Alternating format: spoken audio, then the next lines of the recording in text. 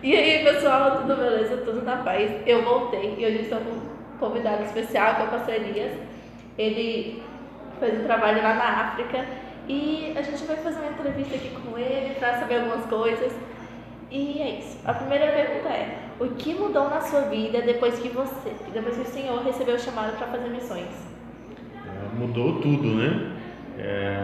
Porque eu tive que abrir mão de tudo que tinha em mente a nível aqui de Brasil, né? Porque eu acabei recebendo um chamado específico para fazer missões fora. Então mudou completamente tudo, né? Eu tive que deixar a família, saindo solteiro, deixar a família e ir para, primeiramente, Portugal e depois continuar aí onde o Senhor tem nos levado aí. E o que eu faço se eu quero ser um missionário? Olha, a primeira coisa é entender qual tipo de chamado que Deus tem a nível de fazer missões. O missionário, eu acredito que na realidade todos nós devemos ser missionários. Aí cada um vai ter que entender aonde Deus quer usar, né? E para alguns tipos de chamado precisa ser específico. Todos somos chamados. Então, agora a gente precisa entender onde que Deus quer me usar, porque Deus pode me usar dentro da minha profissão mesmo, na minha cidade, e fazendo missões, porque missões começam aqui dentro, né, da nossa cidade local, dentro do nosso trabalho, da faculdade, e enfim. Só que existem chamados específicos. Aí dentro desses chamados específicos, então a gente tem que entender de Deus. E no meu caso, por exemplo, chamado transculturais.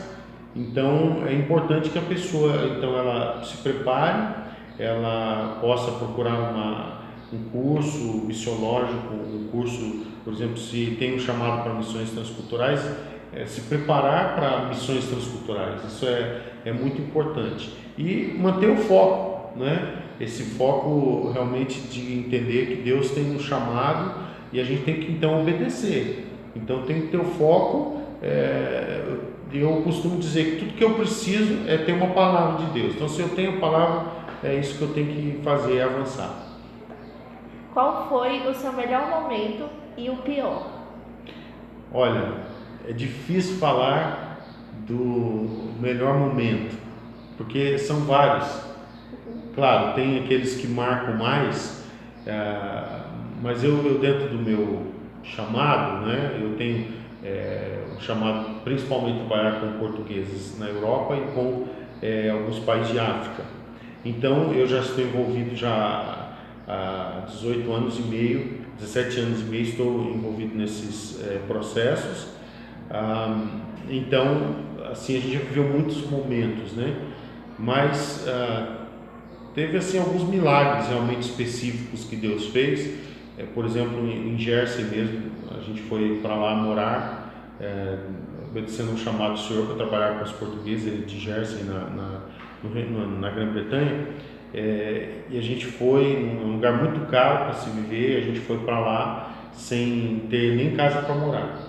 Então, com 5 anos, 6 anos que nós estávamos lá, nós tivemos a inauguração do nosso templo próprio no coração da ilha de Jersey, na rua do governo, na rua central, assim, uma coisa esplêndida, assim, um templo histórico de mais de 160 anos de construção, que Deus nos deu, uma coisa sobrenatural. E aquilo foi um testemunho muito grande para a cidade. Então, uma das minhas alegrias, apesar que a gente não se alegra com templos, mas a alegria de ver a conquista de Deus com pouco tempo, ver o momento então que nós vimos uma igreja que se tornou uma referência, né? Assim, de uma forma que a gente pode dizer só Deus, foi realmente um milagre de Deus.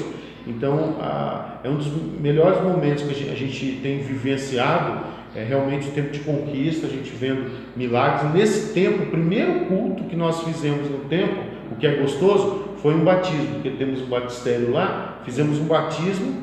Então foi, acho que um momento formidável para a gente ver aquilo tudo. Antes mesmo da inauguração, a gente fez um batismo, vidas que se renderam ao Senhor, irmãos portugueses que se converteram, que trabalhamos, discipulamos e eles desceram as águas batismais. O meu pior momento, eu creio que foi no meu início em Portugal, com 3 meses que eu estava lá. Eu tive, na verdade, tive também muitos maus momentos. A gente tem muitas lutas também, não é? Ministeriais, assim, gente que está fora também. A luta ministerial é normal em qualquer aonde a pessoa está, mas quem está fora tem algumas lutas específicas e eu tive muita luta no meu início, na minha adaptação em Portugal, e houve momentos assim que eu fui mesmo, eu senti ataques de morte, literalmente ataques de morte. Foi um momento que foi muito difícil, mas aquilo tudo era realmente algo que o diabo estava tentando mesmo ganhar terreno para me tirar daquilo que Deus tem feito hoje, que eu posso olhar para trás e ver o que Deus está fazendo nesses quase 18 anos.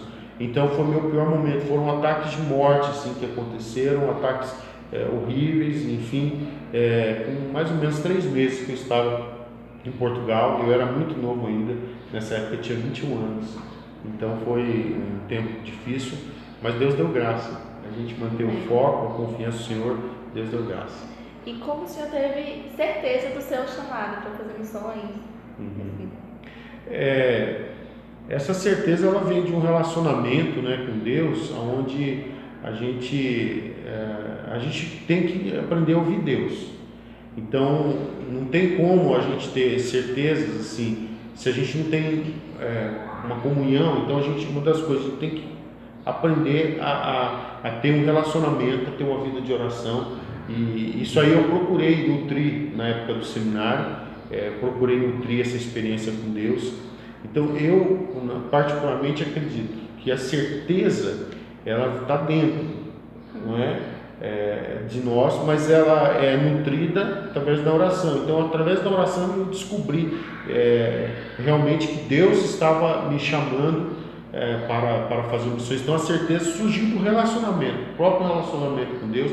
Deus confirmou também profeticamente tudo, mas acima de tudo eu acredito que ela vem de uma vida de relacionamento, porque a coisa que a gente precisa mesmo é nutrir uma vida devocional, uma vida de oração, e foi através da oração que Deus confirmou especificamente para mim. E qual foi a experiência de você largar tudo, largar a família, largar os seus sonhos e viver os sonhos de Deus?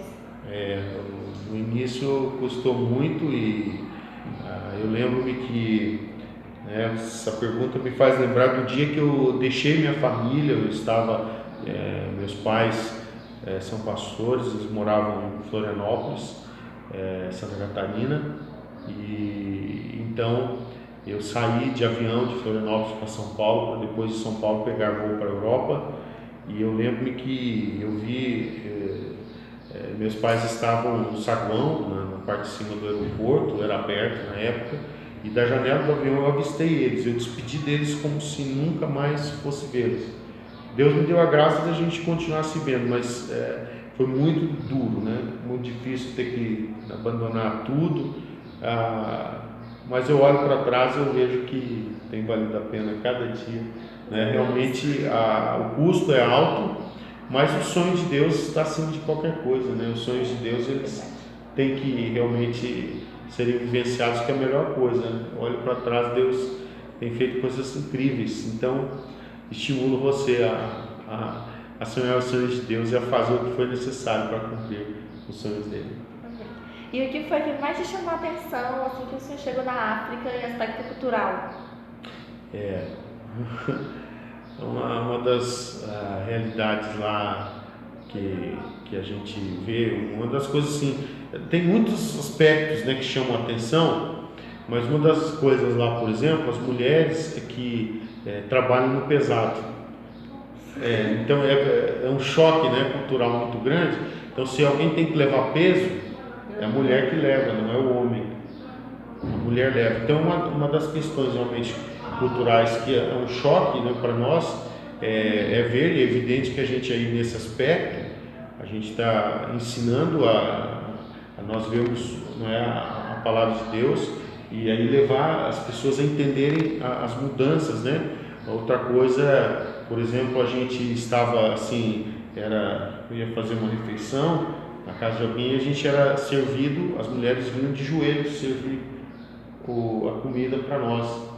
Então a gente, né, a coisa que também a gente foi ensinando. Eu sei que eles têm os princípios de honra e tal, mas há coisas que aí a gente entende que vai além da honra e aí a gente tem que quebrar esses princípios, né, para que para a gente poder se adequar aos princípios da palavra de Deus. Então é isso, pastor Elias. Muito obrigada por o senhor ter aceitado gravar esse vídeo com a gente. E eu espero que vocês tenham gostado. E é isso. E até o próximo vídeo. Tchau. Ok. Deus abençoe. Um prazer.